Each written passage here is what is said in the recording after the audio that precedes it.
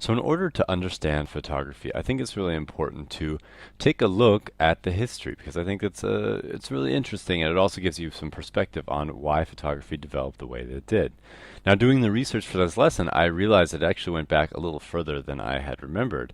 The first idea for a pinhole camera was kind of came up with in the time of Plato. So in ancient Greece and in China around the same time, people were kind of imagining doing sort of thought experiments for something that would someday resemble what we'd use hundreds of years later, thousand years later, in the pinhole camera.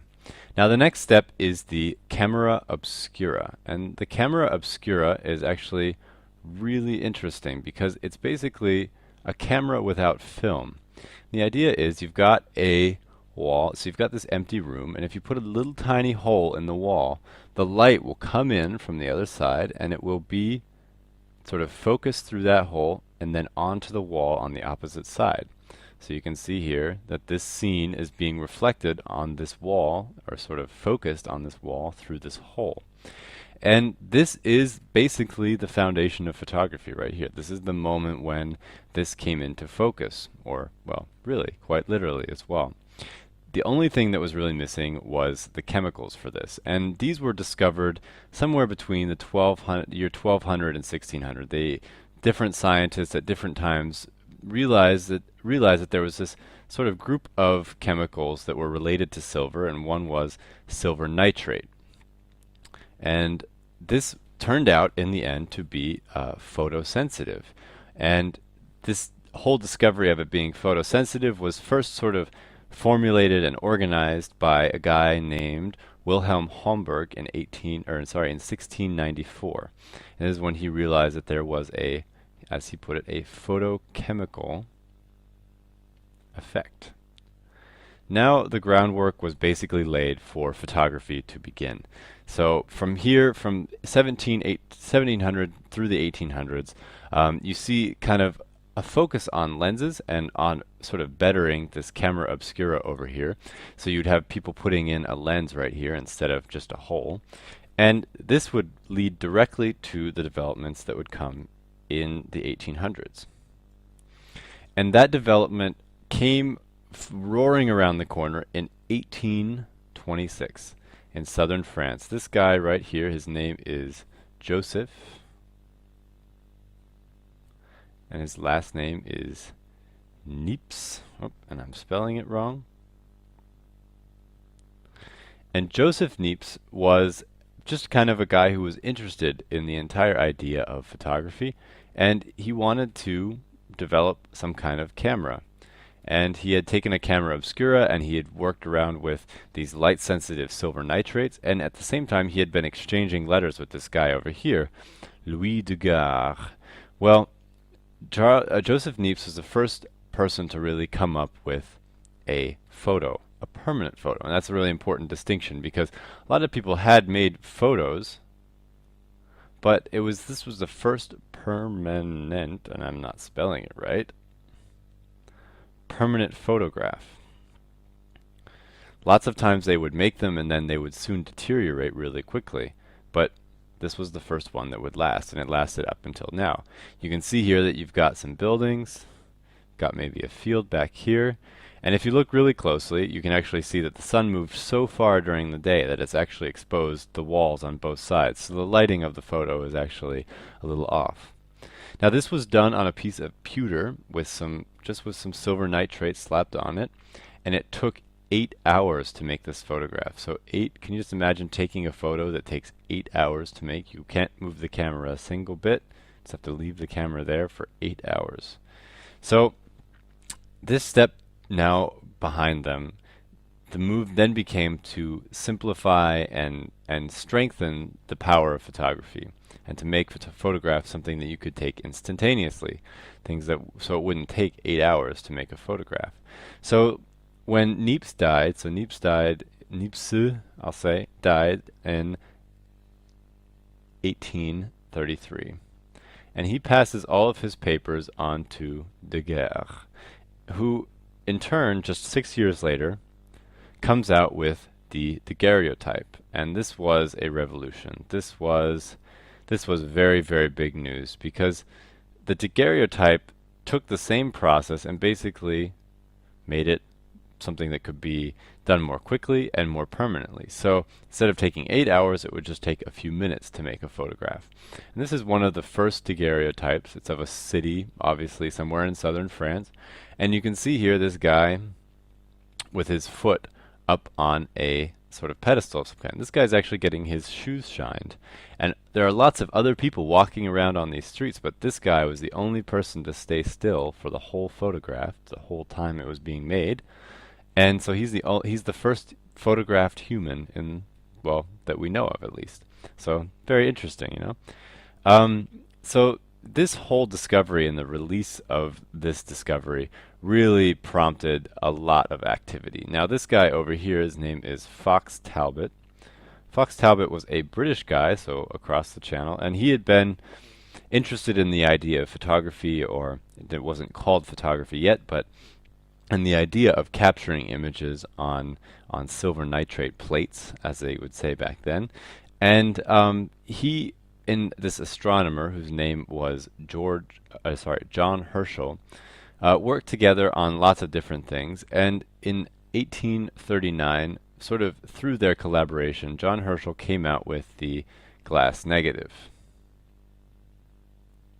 The glass negative was important because it was a better way of capturing the image, and it was something that would become sort of a standard for some time, for almost really 60 years or something like that. So the glass negative is developed. Get the name down.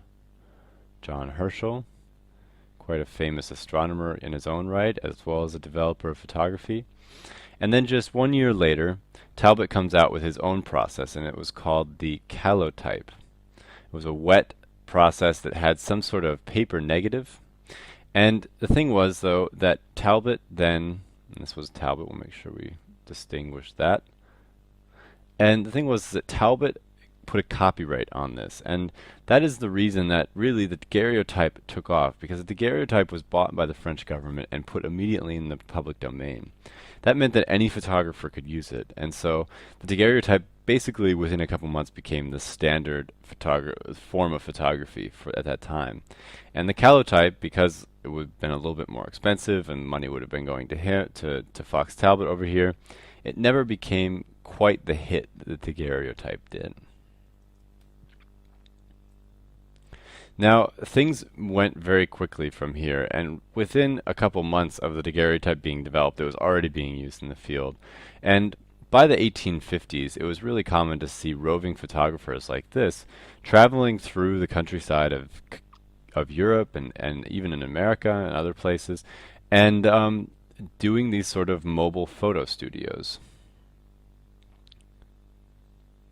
And because I mean, these days you can do everything that they could do in this with a laptop and a camera and even a cell phone. But at the time it took quite a lot. You had a lot of chemicals, you had to do a lot of mixing, you needed a dark room, so everything had to be brought with you in the wagon. But it was very quick. You could see here that prominent people, this is the Tsar and his wife, and this is Abe Lincoln, one of the early American presidents, all being photographed early on because they realized the power and were all very fascinated by the idea of photography. Now, during the 1860s, the American Civil War was photographed by this guy named Bradley, or, well, it was most likely photographed mostly by his assistants, and he sort of took credit for it. And this was kind of more the second incidence. The Armenian War was really the first incidence of photography being used in war and photographing war. So, kind of an interesting note in history.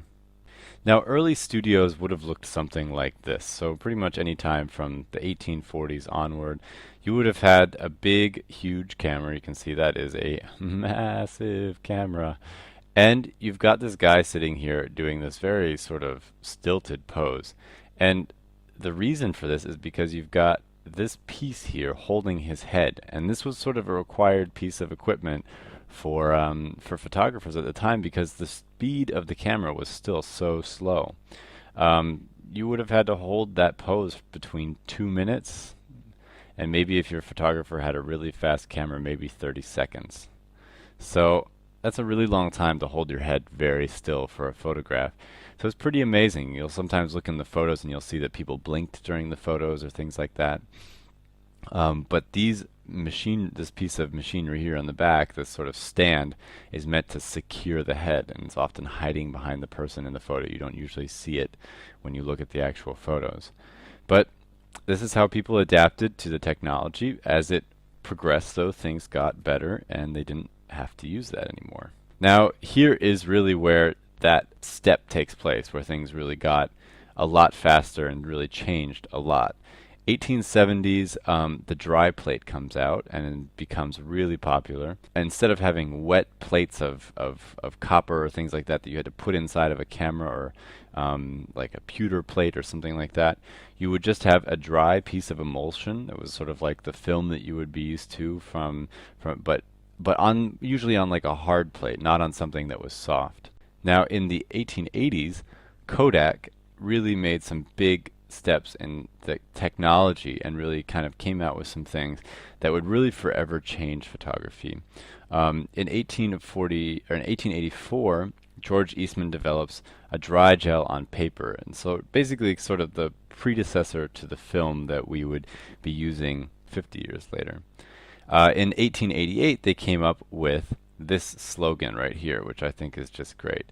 You press the button and we do the rest. And they used to send cameras to their customers with 100 photos in them, and then the person could run around and take photos of all they want to their heart's content, and then send them into the Kodak factory, which looked something like this, get it developed, and they would then come back as photos. And you can actually see here part of my family. This right here is my great great great grandpa. They would make photos of each other, and so there's all these great old photos from this time that were all probably most likely taken on Kodak cameras. 1924 was important because Leica came out with the first 35 millimeter camera. 35 millimeter camera really revolutionized photography in some pretty fundamental ways. The reason is because before this, cameras were just so big and heavy, it was really hard to take them out and capture things in the way that you would experience them. And so you can see here, for example, this image from D-Day in World War II.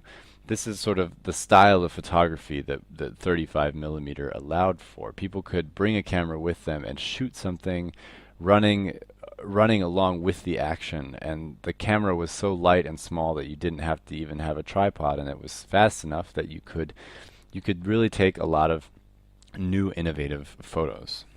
After World War II, things really changed a lot, and this is where things really kind of blasted out of the gate. The first SLR came in 1949, so this is a single lens reflex, and we'll explain what that means later, but this is a very special kind of camera that really kind of has become the industry standard for professional photographers. Also, the first digital image. So this is actually a scanned image, so it's not from a digital camera, but it is the first digital image right there. So from that moment on, photography really made a lot of leaps and bounds very quickly. In 1963, you get the Polaroid camera. In 1985, you got autofocus, which really changed the way cameras worked with consumers and really changed the kinds of cameras that consumers were buying. From there, you then moved into the 90s, and it was definitely the beginning of the digital age. You can see this NASA experiment up here. This was a press camera that was being experimented with. You can see it's like carrying a massive computer around. And then there were some early attempts at consumer cameras as well. And that brings us to now. That brings us to the almost now. In 2004, Kodak stopped making film cameras, so they started switching over to digital cameras like this one right here. Cameras got to be a lot bigger, took a lot of different directions. You can see here the mirrorless sort of wave of cameras that came in 2011, and the DSLRs also got very big, very expensive, and started making video. So that is sort of the story of photography.